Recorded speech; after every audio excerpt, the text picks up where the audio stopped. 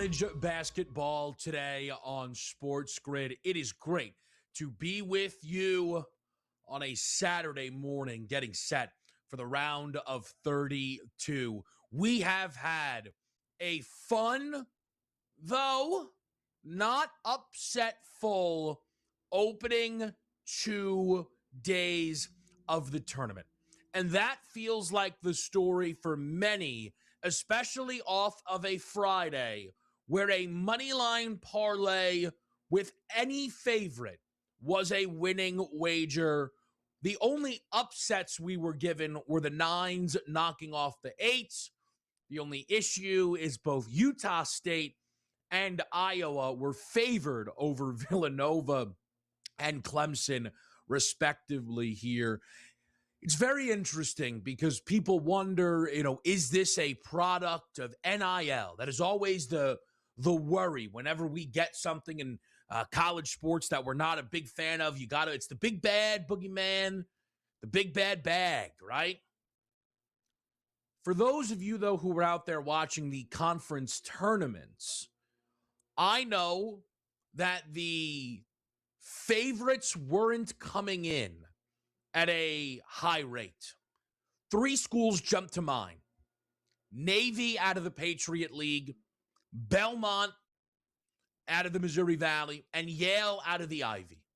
3 really, really good mid-major programs, all kind of maybe with a one side of the ball specialty, who could have made some true noise here in this tournament.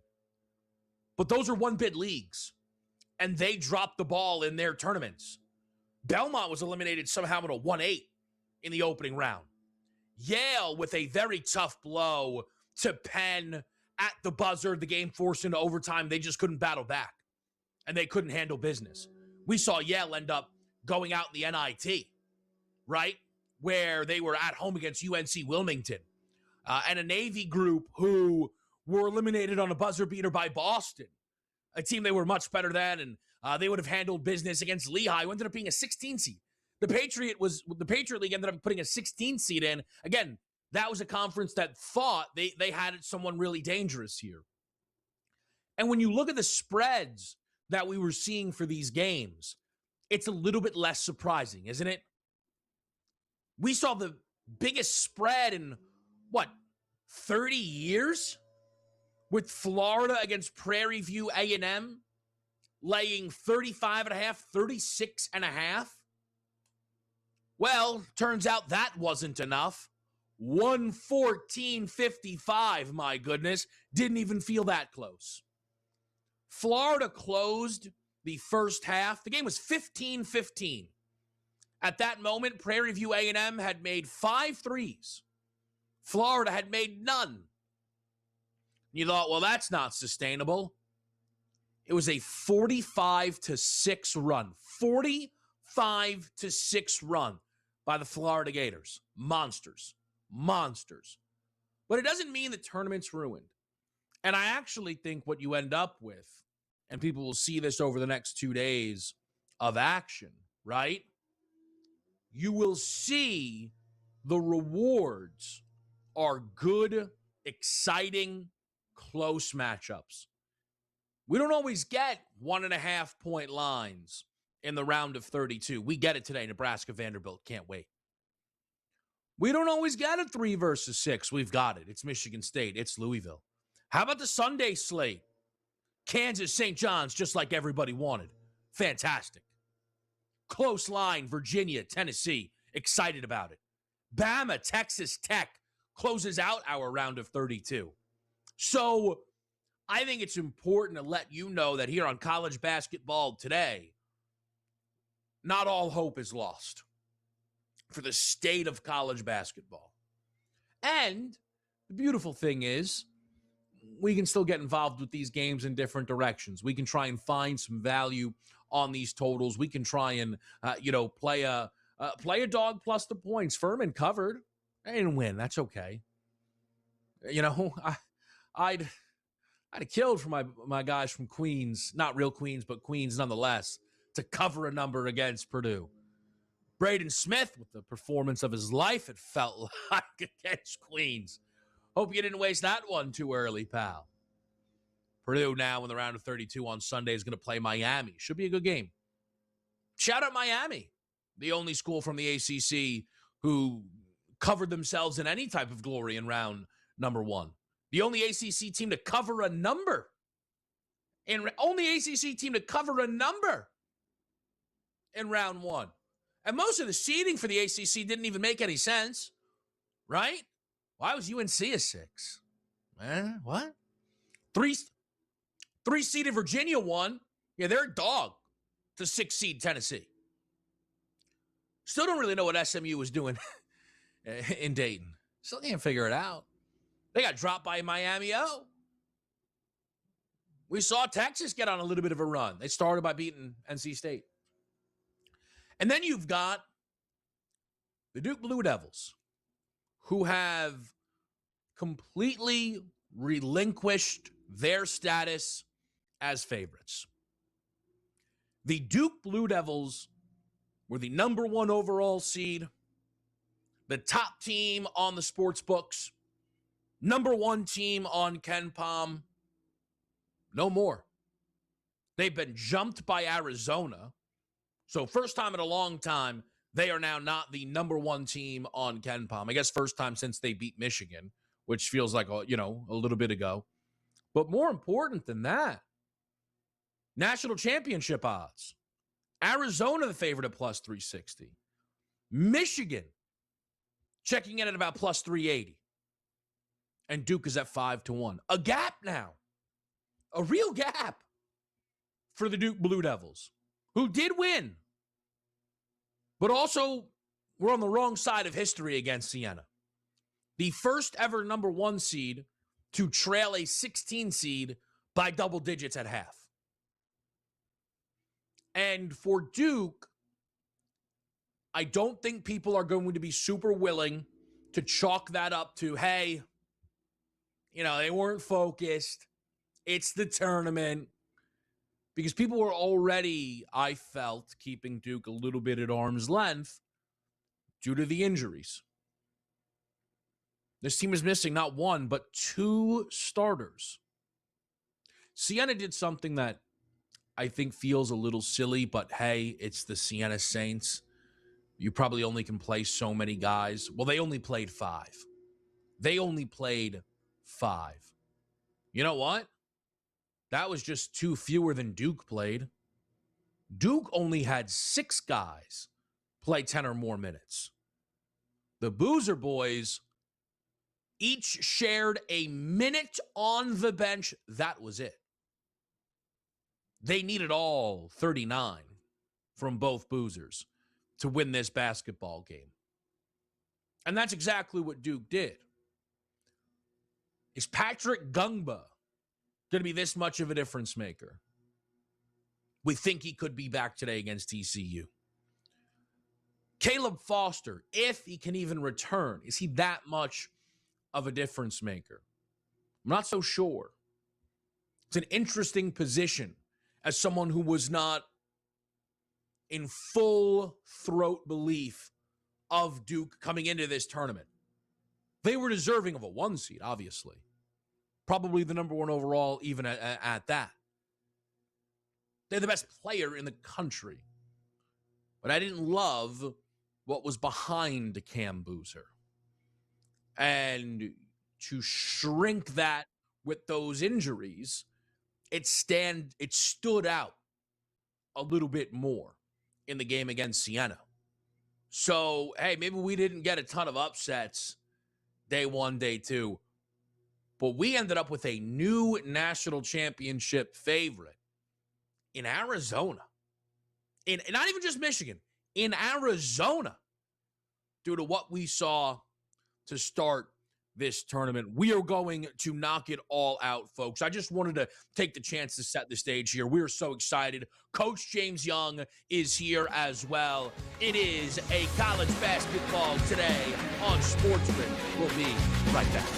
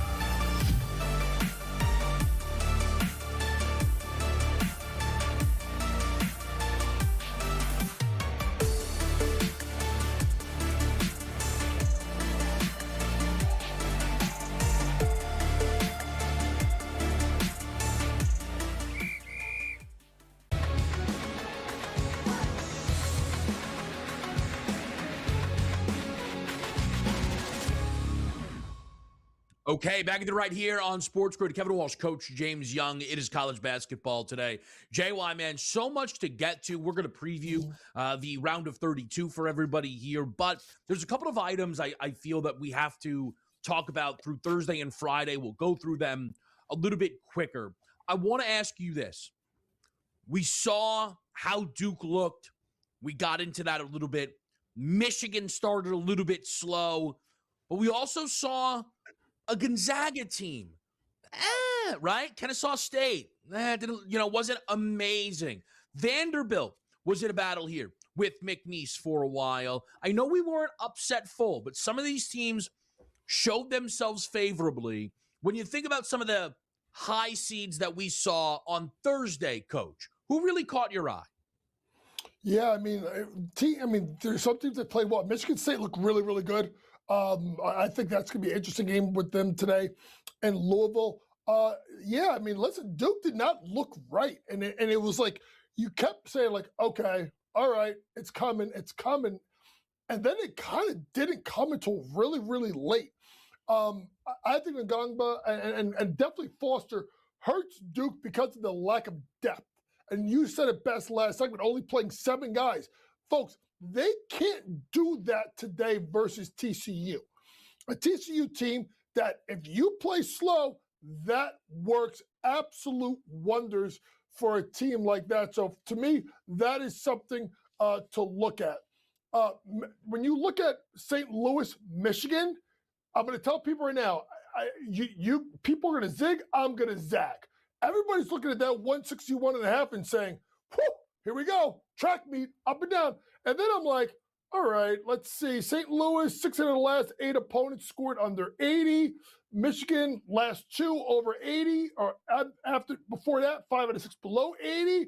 And then you look at defensive efficiencies, 2 and 35. Effective field goal percentage, defense, 3 and 1. This is nationally, folks.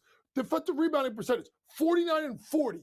Styles make fights. But sometimes when you have 2 styles that are really similar and could score a lot, you may have to go the other way because now you have to find a way to get stops. I think that's a really, really high total, and I have a feeling that game is going to be played in the 60s or 70s and get underneath that 161.5. Man, you know what, JY? Let's stay there. Then again, we'll blend a little bit of this recap and preview for people on this Saturday morning. I entered into the game thinking, man, does Michigan get on a bit of a run scoring 100, right? The best version of Michigan was able to score 100, it felt like, each and every game. The more I dove into it, that's not what I was anticipating here. And it actually got to the point where I'm rolling with St. Louis plus the 12.5. Mm-hmm. For me, a lot of it's about Michigan, but I don't want to push St. Louis to the side. But here is what I have seen with the Michigan Wolverines this season, is they are very streaky against the spread. And this is a team who has now lost 6 consecutive games against the number. 6. Did not cover against Iowa. Did not cover against Michigan State, unless you were able to get a 9.5. I know that one was close. But in that Big Ten tournament, they laid double digits against Ohio State, win by 4. Wisconsin, win by 3. And laid a 4.5 number to Purdue and lost it outright. And I understand against Howard, there was a moment it looked like they might cover, despite only having a 4-point halftime lead, but they didn't. And in fact, they really didn't cover by about a 10-point window there. This Wolverines team, when they get it, it gets worrisome. And I think if you're the other teams here, you got to hope someone takes advantage, because in a world where Michigan today wins, no cover, next round, they just play, let's just call it Texas Tech or Alabama. You know what? We won't even pick the team. They win by 25. You go, uh-oh. It's Vegas all over again. And they just start winning games by 20, right? I think the way that St. Louis offense looked, Coach, against Georgia, I think they come out fearless and guns blazing. I wouldn't be surprised they come out, win a race to 10, right? Get themselves an early lead, and we've got a dogfight for 40 minutes on our hands. And I think when you look at that St. Louis offense, if you're Dusty May, you're like, holy smokes, we got to slow them down. Like we got to make this a more of a half-court game. And St. Louis is so dynamic offensively in what they do and how they play. If you take away Howard, right? If you talk about like some of the high-level teams in the Big Ten and made the tournament, right? Just go back a couple of weeks. 72 versus Purdue. 68 versus Wisconsin. Obviously, that winning shot at the buzzer. 71 versus Ohio State, right? Michigan State 90, but then it's 71 Iowa. Throw away Illinois because they play fast, right? So the last couple of the 63 against Duke, Kevin, their offense may have peaked a little too early, and now they're coming back to the pack a little bit. So if you combine the offensive efficiency of St. Louis and the fact that they can really score in the half court, if you take a look at the fact that you're getting a little bit of regression, I think, with Michigan in regard to their scoring, now they got to play games closer to the vest and lean on the defense. So basically, Kevin and I are giving you here we go again. We're giving it to you a different way.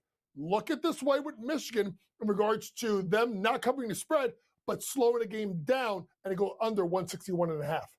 You know what, Jay White? We might as well then stick Michigan style here. Let me bring this Michigan State-Louisville game into the fold here. This is a 4.5-point number. Total right now at about 150.5. A lot of people thought Louisville were on upset watch against South Florida. They then were handed a very interesting game where Louisville were up 20-plus at one point. They ended up not covering a lot of numbers. Now, the game really closed 3.5, so they covered the close, but it also opened 7.5. So there's a lot of people who covered numbers with South Florida here, JY. What do you see when you sign or you place Louisville and South Florida side by side? Well, when you place them side by side, I thought it was going to be a way more competitive contest. It just took South Florida a long time to kind of get going. But then you saw Louisville without Brown really start to struggle down the stretch of games in regard to finding shots and creating. So something to be a note of is the injury. They're 4-1 straight up since the injury. Could this be when they run out of gas? Yeah, we are going to talk a little bit more about this one. I think Coach is right. Michigan State, one of your more impressive round one performances against North Dakota State out of the Summit League. We've got plenty to preview and recap. It's a quick break before we're back with you right here on college basketball today on SportsGrid.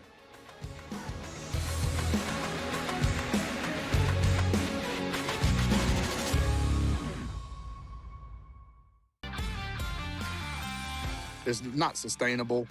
Pitches throwing too hard and not being healthy, so that don't benefit anybody as well. So it's better to, if a guy throwing 97, why not just throw 94, 93 and learn how to pitch?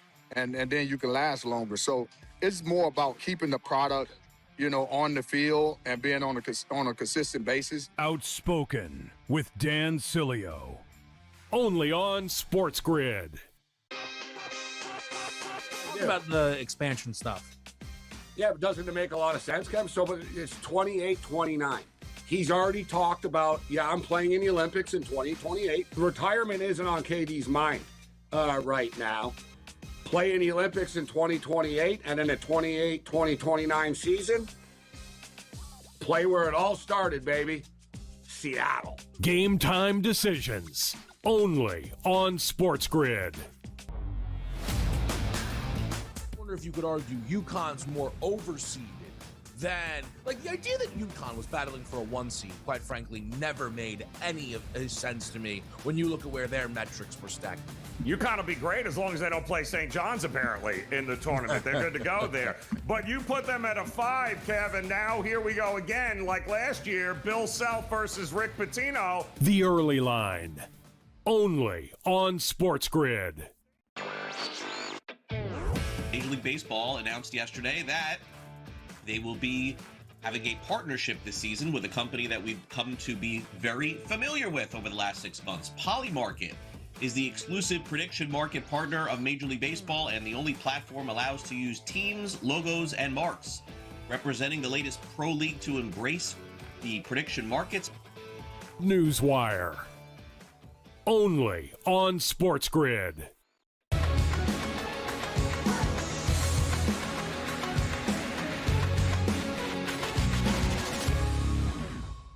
All right, guys, back at the right here on college basketball today. I want to do this Michigan State-Louisville game, then we're going to pepper in some of what we saw and what stood out to us in some other spots here, JY. Let me, you got cut off a little bit by the commercial break, so tell people what you are looking for here with Sparty going up against Pat Kelsey and the Cardinals. Well, if you look at, Michigan State, they were as impressive as anybody on Thursday with the way they dominated North Dakota State. And you look at Louisville, obviously 4-1 without Mikel Brown since injury. Both teams ranked in the top 25 on offensive, defensive efficiency. So all these things are leading to lines, right? So then you start thinking about, okay, where can you find an edge, right? As a coach, I look at intangibles. Right? The ability to block shots and not get your shot blocked. Michigan State, 20th and 59th in not getting their shot blocked. You look at owning the boards. Michigan State is number 1 in defensive rebounding, number 9 in offensive rebounding percentage. Right? You look at free throw rate, right? The percentage of times they get to the free throw line. Michigan State inside the top 100, Louisville outside of the top 100. And then there's the health. At some point, they're going to run out of steam here. Sparty got their guys out of the game, blowout. You're looking at Pat Kelsey's team having to put their guys back in to kind of escape that game. And then you lean on the coaches. I've talked about this a lot with Tom Izzo. Yeah. 1 day prep. That's a problem because he's going to have a wrinkle you're not ready for. Or even at halftime. Michigan State -4.5. They get the job done today. So there's, especially when you get into the round of 32, there's kind of different processes you'll go with here. You can see I'm trying to, look at me, I'm in a flow state, right? I'm trying to be in a flow state with this game. I looked at it and said, man, Sparty probably rocks this team, man, baseball bat style. But sometimes you just pick up a vibe. And there's something about Louisville getting to play the little old Louisville role. Like, it's Louisville basketball, right? But this is a team who a lot of people were counting out against South Florida. And now they're in here, and they know it, Coach. They are an underdog. And it's something I talked about with Miami of Ohio against SMU. They're going to show up. They're going to bomb threes. And if they go in, they got a chance to make something happen here. And it happened. Now, it's something I talked about with Queens against Purdue, and I quite frankly don't appreciate you bringing it up, all right? I'm still trying to figure out what in the world happened in that game. Why was Purdue making all those threes? That was not in the plans. I'm still angry about it. Gosh, here's my point. Louisville is all of a sudden the why not. JY knows I'm nuts. Louisville is all of a sudden, Coach, the why not us underdog, just keep pulling from three, baby. Because Michigan State's going to allow them to attempt those threes, and Louisville fires them away. Conwell's due for a good game here. Maybe McNeely's hot. I took a Louisville team total over 73.5 because I don't fully trust Louisville. I really don't. And if Fears is on it, he might control this whole game. Like, I don't think 23-12 is off the board today from the Sparty's point guard. But I think Louisville gets theirs. I really, really do. So I played a team total here, JY, at a 73.5 spot for Louisville. I can see it. There's another way you get up and over because I'm taking -4.5. This could be a close game. I mean, we get the foul game late, and then they pull away, win by 8 to 10 points. So there's a way you can see it. I think the reason why I like Michigan State minus the points is because of the fact I think Fears is going to go off, but if Brown is on the other side, they can get Fears into foul trouble. So, and that's what I kind of looked at. I was like, okay, one main guy there, one main guy not. They probably guard each other at times, so they could get each other into foul trouble. I think there's going to be a key here. And I've talked about this, and it's not getting a lot of pub. And if Michigan State folks is going to make a run, people are going to look at Fears, they're going to look at Cone, they're going to look at Jackson Kohler. To me, the guy they have to try and unlock is the freshman Cam Ward. Cam Ward is such a dynamic player, and he just hasn't really done it. Now, he had 16 minutes, 13 points. Is this what they need to get him going? Because if he could be that next guy coming off the bench, that is something to watch. Cam Ward's going to be an interesting guy to watch for Michigan State because if he can get going, another score that makes Sparty really tough to beat because sometimes they do struggle offensively besides Fears. They also should run the throw it anywhere near the rim and let Cohen Carr go and get it play. I love Cohen Carr. And I am assuming that due to the fact he's not figured out how to shoot a basketball yet, he will be in college again next year. I know this isn't the point. I hope he has a great summer, man. I'm all here for superstar Cohen Carr. I think that would be just a treat to watch. Quick break. It's college basketball today with you here on SportsGrid.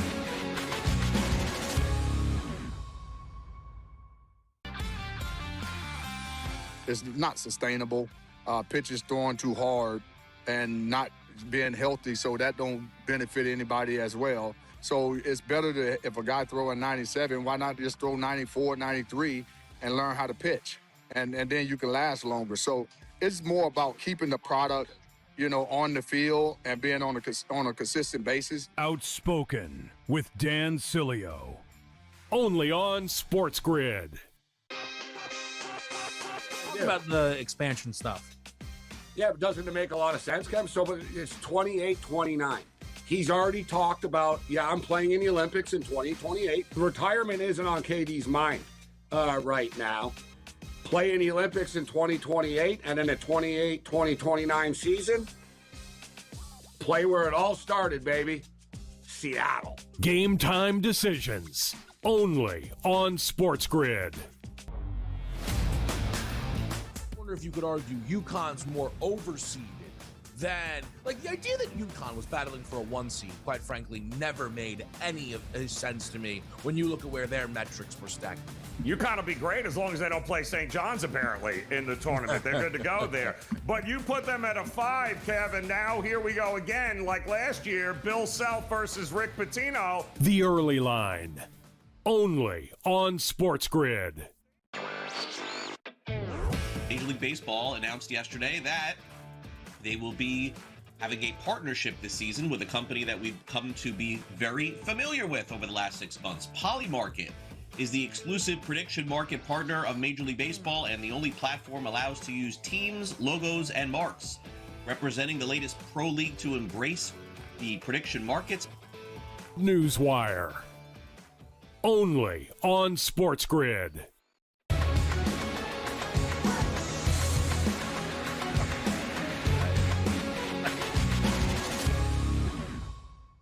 Oh, the get back. Oh, the get back. You know what? You are all very lucky that you get to hang out with us here on air, but I'm very lucky that in the break I get to confirm some of my women's games best bets with my guy, Coach James Young. Maybe we'll sprinkle 1 or 2 in for you today. South Carolina laying 53.5. Now, let me not get lost in the sauce, man. We got a lot to get to. Kevin Walsh, Coach James Young with you. JY, so much good stuff.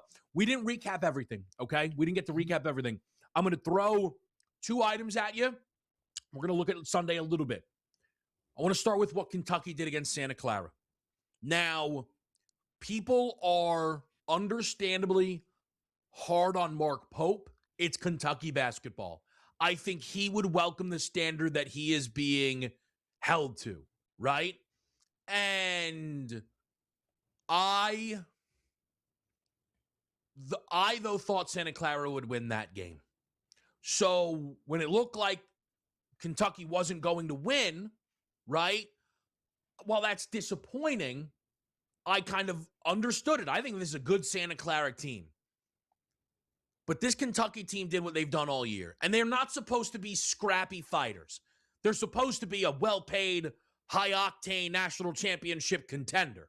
But instead, they're a bunch of scrappy fighters, JY. But that's what they did. And Otega Owe ended up with one of the all-time great round of 64 performances. There's just no other way to slice it.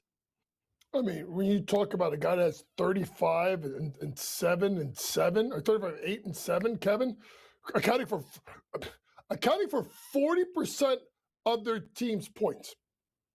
right? So when you look at it, he did it all. Get to the cup, shoot from three, defend. I mean, it was a great performance. And I went into this tournament saying Kentucky could either honestly get picked off in the first round or they can get to the Elite Eight. Kevin, there's too much talent on that roster.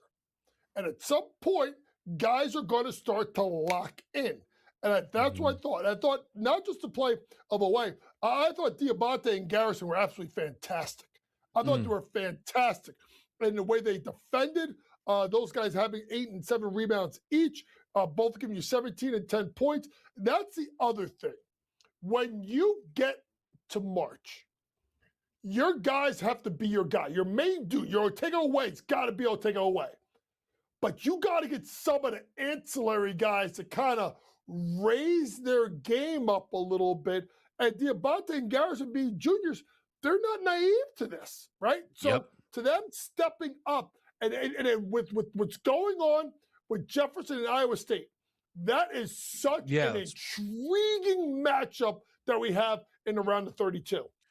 And that's where I wanted to get to. Just to quickly piggyback off your point, though, you know, where this roster, JY, now who they've brought in helps. Denzel Aberdeen, national champion out of Florida.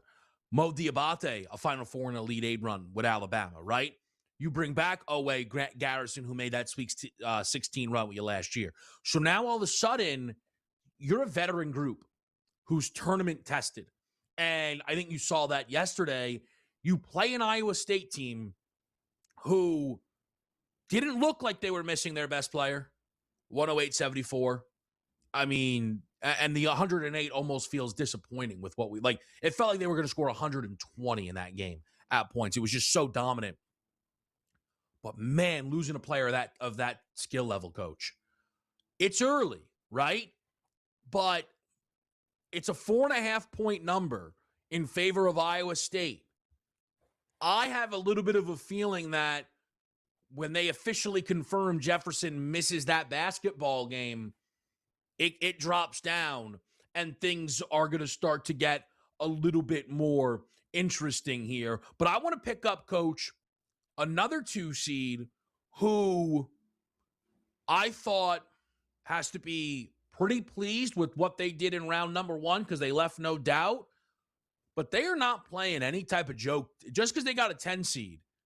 Houston plays Texas A&M. This is an Aggies group who are capable of hanging. An upset of this caliber could be tough to come by for A&M. But, Coach, I think this year, it is definitely your Houston Cougars. I think they are on upset alert here, Coach, in the 2-10 matchup.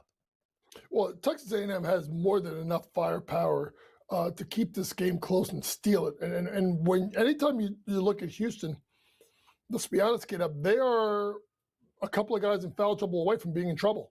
They just don't have the depth. Besides probably Miller, I don't know if Calvin Sampson can really go more than 6 deep. So I think when you kind of get into it, yes, they could be an upset alert. But when I look at Houston, I am going to lay the 10.5. I think they do and I've talked about this all the time, they do the best job of making them play your way. They make you play your way. But the biggest thing that I took from this is this. I think the ability to dominate the boards could be here. Okay? Texas A&M is bottom 100 in defensive rebounding percentage. Houston is better at blocking shots and getting to the offensive boards. They may create second and third chance opportunities. So if guys like Sharp and Uzon and Flemings are struggling to shoot the ball the perimeter, then Sinak and Tugler can clean up the mess and go from there. I don't think Houston blows them out early. Mm-hmm. I think it's going to play a slow pull away in the second half. I wouldn't be surprised if this is a 1 or 2 possession or 1 possession game at the half. That this is a 3 or 4 point game at the half, and then Houston finds a way to pull away in the second half. These two teams played an awesome, awesome game a couple of years ago, JY. I just pulled up the box score. Overtime, a 1-9. Final score, 100-95. Wade Taylor and the boys pushing Houston. I wonder if we could get something a little bit similar here with this Texas. Again, I don't know about 195 points, right? Let me bring Illinois into the fold, Coach, though, because that's where, that's the way this lines up, right? Winner of Houston A&M is going to play the winner of Illinois VCU. So 2 got a 10 and a 3 got an 11 here. VCU needed a massive comeback just to get to this point against Hubert Davis and North Carolina. What do you think about Illinois, Coach, as a double-digit favorite against the Rams? Well, I think the thing that you look at here is I think the Rams could be in this game for a little bit. A team like Illinois is really good. Honestly, folks, and you look at their offensive metrics being the number 2 in offensive efficiency in the country. Folks, they are 323rd in pace offensively. So that means they really get it in the half court. They need to create runouts. But then you look at a team like Illinois, they are, I think they're dead last, if I'm not mistaken, in turnover percentage forced. So to me, that speaks to if Martelli's group was experienced, they play together well, if they could just hold on to the ball and make sure the biggest thing you look at here, folks, is the rebounding game. When you get to me, mid-majors versus power teams, Kevin, it's about the rebounding angle. Can you win the boards? And I think that is what Bill Martelli Jr.'s team has to do. Illinois, number 3, they get, folks, ready for this? 39.2% of their shots back. 4 out of 10 to get back. They got to keep them off the boards. VCU 150th, only so to them, they have to secure the boards. If they can do that, they're in the game. I think they find a way to cover it, but Illinois wins. I'm on the other side in that I don't think they keep it close. I think this is an Illinois team who it was almost a little mean and unnecessary, but it was mission-esque that second half against Penn, right? I mean, they had starters out there with 2 minutes left, it felt like, in a game that they were up by 30. I think VCU is fortunate to be here. But when a team, you get down almost 20 to North Carolina, I think they get themselves down 20 to Illinois, and it's not going to be this miracle comeback. I like the Illini today, minus the 10.5. Couple more to preview, plenty more to recap. It's all next right here on SportsGrid.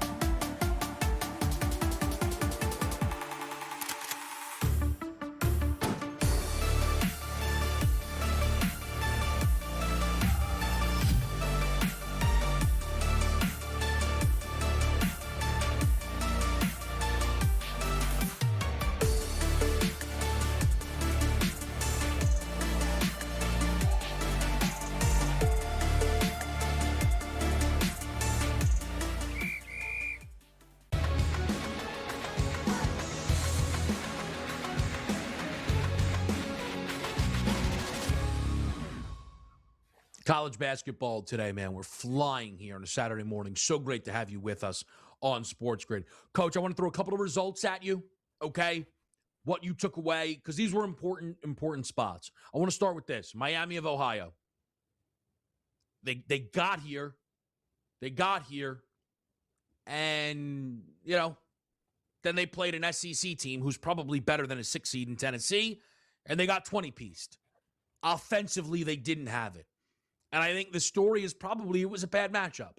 They would have rathered play probably a 4-seeded Alabama who would have been like, yeah, let's run and shoot threes and live with the variance of it all. Tennessee has seen much better versions of what Miami of Ohio brings to the table, and it looked like it here against the Redhawks. But, Coach, I think still a really memorable season, and I think that group has plenty to be proud of.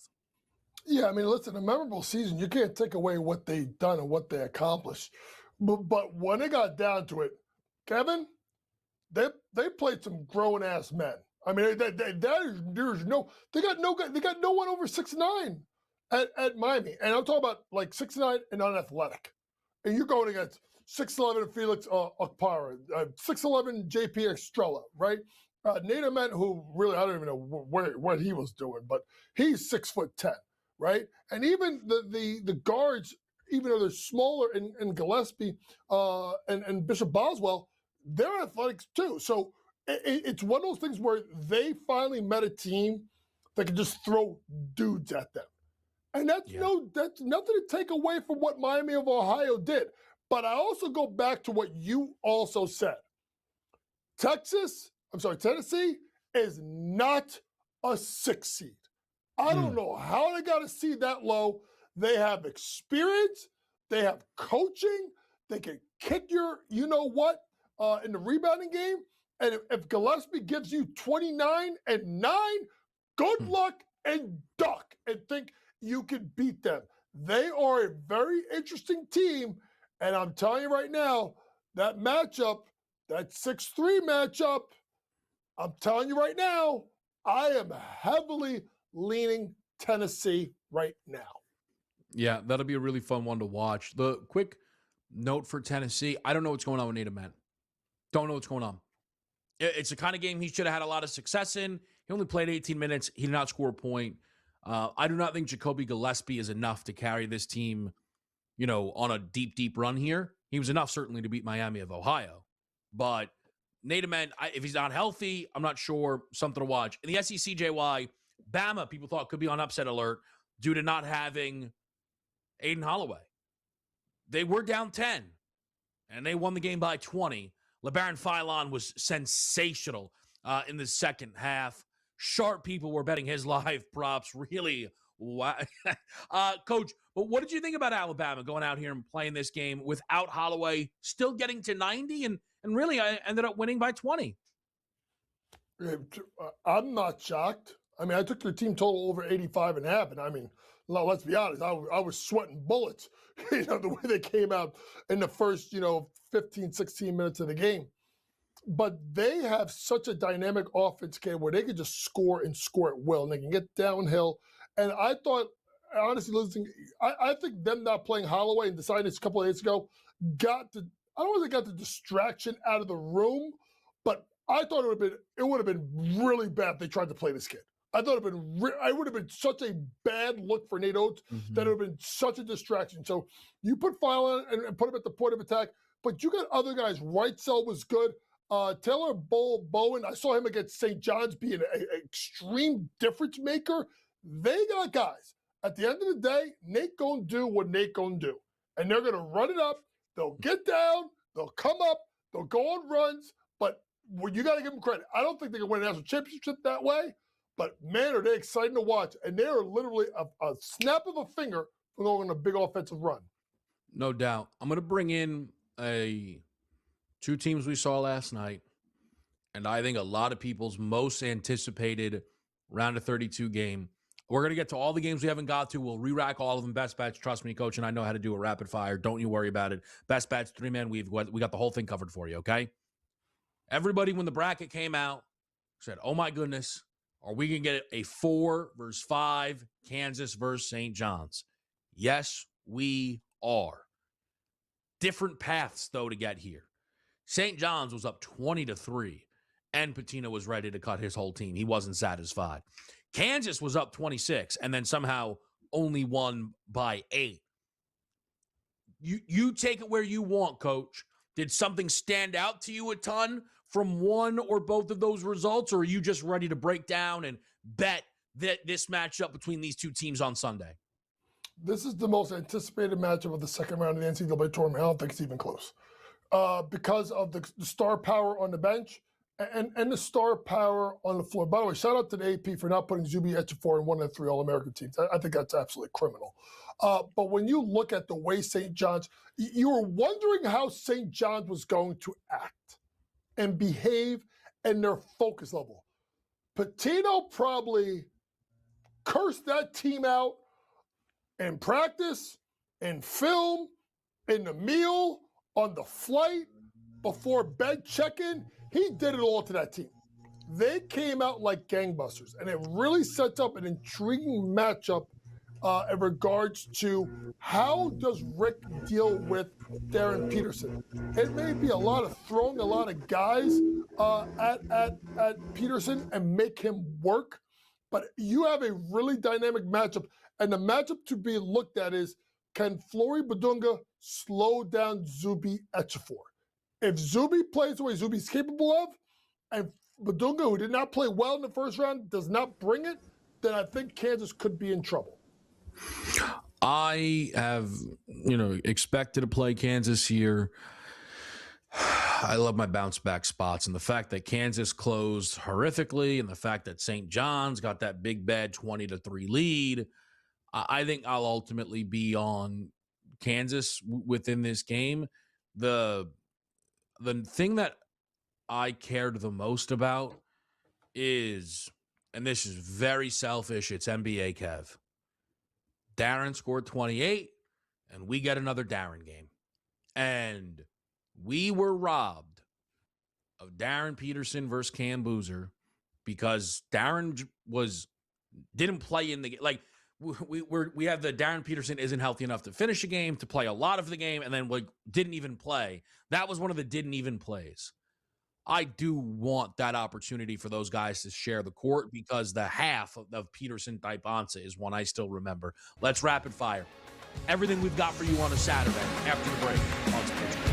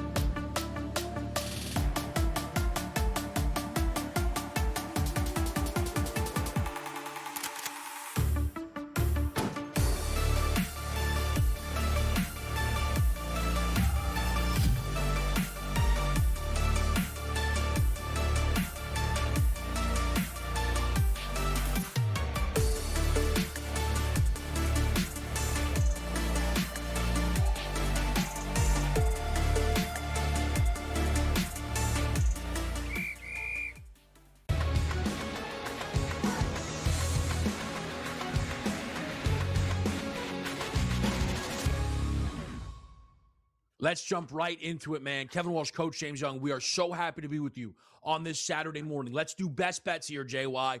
You and I feel like we've had a nice year with the best bets on this program. We hope to keep that going for the people today. Bat leadoff for me here, Coach. What is your best bet on this Saturday?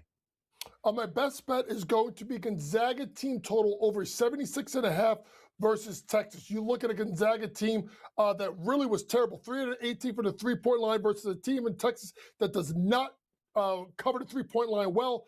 Bounce back spot, top 35 in offensive efficiency. Give me Gonzaga team total over 76.5. I really like the look. I personally laid 6 with the Zags in that game. Texas has 8 games against top 20 teams. 2 good results. Rolled up Vanderbilt, beat Alabama on the road. The 6 losses were by 14.8 points per game. And those 2 victories came consecutively. And if that's the cream of the Oreo, the 2 cookies were a pair of ugly losses. I think Texas has now put together 2 great wins. One in Dayton, one against BYU. I think their card is pulled today. I like Gonzaga minus the 6. My best bet, over 146.5, Nebraska, Vanderbilt. I cannot wait for this game. I cannot wait for this game. It's going to be awesome. I love a good 4 versus 5. We got plenty of them this year. This is, though, a spot where I like Vandy. But I also like the opportunity here, Coach, for both of these teams to let it fly from beyond the arc. I think this number's low. I look back when Nebraska played Purdue on a neutral in a Big Ten title game, or a Big Ten tournament game, and it was around the same total. Vandy's not as good offensively, but not too far off. Vandy's maybe a bit better defensively, but not too far off. Much quicker. Much, much quicker. I think this game plays over 146.5. Coach, quickly, anything you like in Nebraska, Vanderbilt? No, I just think the over is the play. I think it's going to be up and down, a lot of guard play. So I love the angle, 1,000%. Let's do it. All right, let's get to the props market for those who can get in the mix. It's time for our 3-man weave.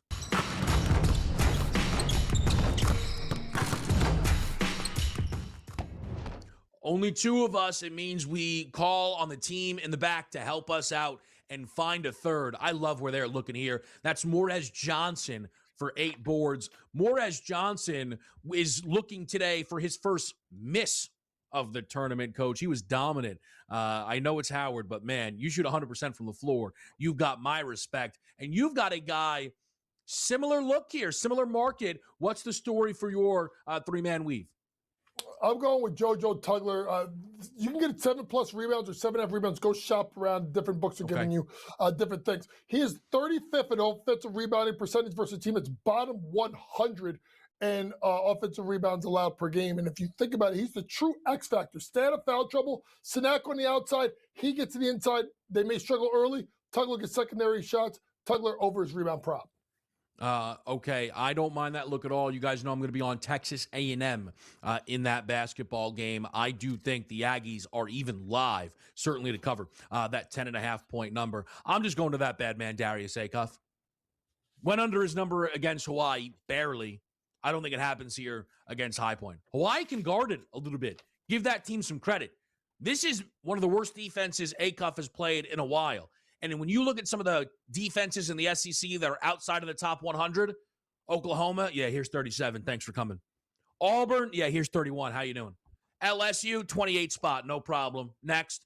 Darius Acuff, I think, Coach, gives a 30 ball here against High Point. The one thing, JY, that really stood out to me, and I wonder if you can speak to this quickly, this is going to basically be the 5th game in a week for Arkansas.